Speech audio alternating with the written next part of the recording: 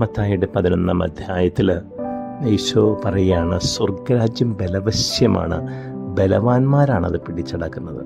പ്രിയമുള്ളവരെ, ദൈവരാജ്യ നിയമങ്ങൾ പാലിക്കണമെങ്കിൽ നമുക്കൊരു ബലമുണ്ടാകണം. സാധാരണക്കാരന് പറ്റിയതല്ല എന്ന്.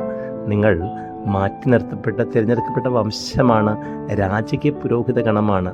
ഈ നിയമങ്ങൾ പാലിക്കണമെങ്കിൽ നല്ല ബലം വേണം. ഈ ബലം നൽകുന്നത് പരിശുദ്ധാത്മാവാണ്. ക്ഷമിക്കാൻ നല്ല ബലം വേണം, എളുപ്പമല്ല. അനുചിതമായത് കാണാതിരിക്കാൻ നല്ല ബലം വേണം. ലോക വസ്തുക്കളോട്, ലോക കാര്യങ്ങളോട് നോ പറയാൻ നല്ല ബലം വേണം. അതുകൊണ്ട് തിന്മയുടെ വഴികളിൽ, ആ വിശാല വഴികളിൽ നടക്കാൻ എളുപ്പമാണ്.